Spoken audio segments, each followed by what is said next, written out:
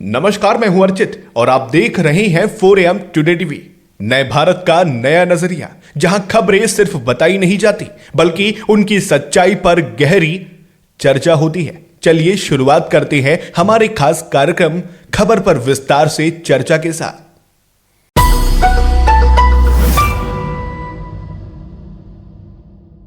आज की चर्चा एक ऐसी खबर पर है जिसने देश की राजनीति के साथ साथ लोकतंत्र की सबसे महत्वपूर्ण संस्थाओं में से एक चुनाव आयोग को लेकर भी बड़ी बहस छेड़ दी है। देश के मुख्य चुनाव आयुक्त ज्ञानेश कुमार को हटाने की मांग को लेकर विपक्ष के 193 सांसदों ने नोटिस पर हस्ताक्षर किए हैं। सवाल यह है कि क्या यह सिर्फ राजनीतिक टकराव है या फिर चुनाव आयोग की निष्पक्षता को लेकर उठ रहे सवालों का बड़ा संकेत है। क्या सच में भारत के इतिहास में पहली बार किसी मुख्य चुनाव आयुक्त को हटाने की प्रक्रिया शुरू हो सकती है? आज इन्हीं सवालों पर हम गहराई से चर्चा करेंगे, क्योंकि यह मामला सिर्फ राजनीति का नहीं बल्कि लोकतंत्र की विश्वसनीयता से भी जुड़ा हुआ है। सबसे पहले समझते हैं कि पूरा मामला आखिर है क्या। सूत्रों के अनुसार विपक्षी दलों के 193 सांसदों ने संसद में एक नोटिस तैयार किया है, जिसमें मुख्य चुनाव आयुक्त को हटाने की प्रक्रिया शुरू करने की मांग की गई है। इनमें करीब 130 लोकसभा सांसद और 63 राज्यसभा सांसद शामिल बताए जा रहे हैं। संसदीय नियमों के मुताबिक अगर किसी मुख्य चुनाव आयुक्त को हटाने का प्रस्ताव लाना हो तो इसके लिए कम से कम 100 लोकसभा सांसद और 50 राज्यसभा सांसद के हस्ताक्षर जरूरी होते हैं। इस लिहाज से विपक्ष ने जरूरी संख्या से ज्यादा सांसदों का समर्थन जुटा लिया है। हालांकि यह सिर्फ प्रक्रिया का पहला कदम है। भारत में मुख्य चुनाव आयुक्त को हटाना बेहद कठिन संवैधानिक प्रक्रिया है। ये प्रक्रिया लगभग वैसी ही है जैसी सुप्रीम कोर्ट के न्यायाधीश को हटाने के लिए अपनाई जाती है।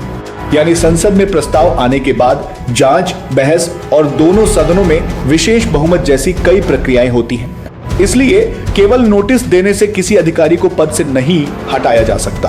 अब सवाल उठता है कि आखिर विपक्ष ने यह कदम क्यों उठाया।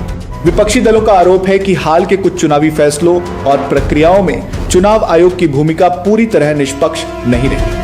कुछ नेताओं का कहना है कि वोटर लिस्ट संशोधन और चुनावी प्रशासन से जुड़े कुछ फैसलों को लेकर गंभीर सवाल उठे हैं। दूसरी तरफ सत्ताधारी पक्ष और सरकार से जुड़े लोग इन आरोपों को राजनीति से प्रेरित बता रहे हैं। उनका कहना है कि चुनाव आयोग एक स्वतंत्र संवैधानिक संस्था है और इस तरह के कदमों को बहुत सावधानी से देखा जाना चाहिए। यहाँ यह समझना भी जरूरी है कि भारत में चुनाव आयोग की भूमिका कितनी बड़ी है। देश में करीब 95 करोड़ से अधिक मतदाता हैं। हर चुनाव में लाखों सरकारी कर्मचारी, सुरक्षा बल और प्रशासनिक अधिकारी चुनाव प्रक्रिया में शामिल होते हैं। देश के पहाड़ों से लेकर रेगिस्तान तक, जंगलों से लेकर दूर दराज गांवों तक चुनाव आयोग ही पूरी चुनाव व्यवस्था को संचालित करता है। इसी वजह से चुनाव आयोग को लोकतंत्र की सबसे विश्वसनीय संस्थाओं में गिना जाता है। अगर इस संस्था की निष्पक्षता पर सवाल उठते हैं तो उसका असर सीधे जनता के भरोसे पर पड़ता है। अब इस पूरे मामले का एक और महत्वपूर्ण पहलू भी है। इतिहास में बहुत कम ऐसे मौके आए हैं जब किसी संवैधानिक संस्था के प्रमुख के खिलाफ इतने बड़े स्तर पर राजनीतिक कार्रवाई की कोशिश हुई हो।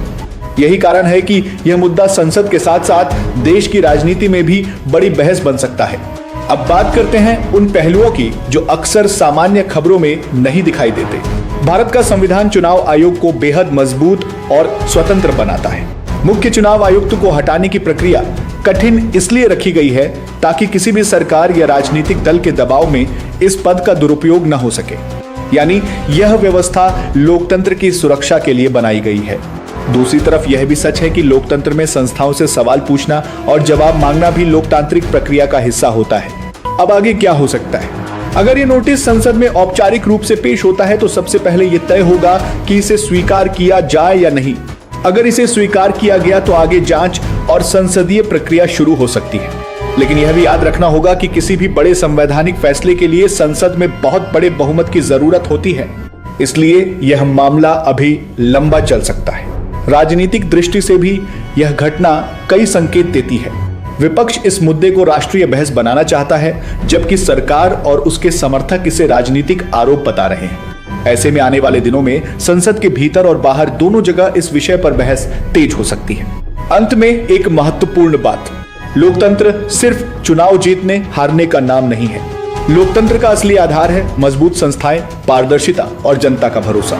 आज जो बहस शुरू हुई है वह शायद आने वाले समय में यह तय करेगी कि भारत में लोकतांत्रिक संस्थाओं की विश्वसनीयता को कैसे और मजबूत बनाया जाए।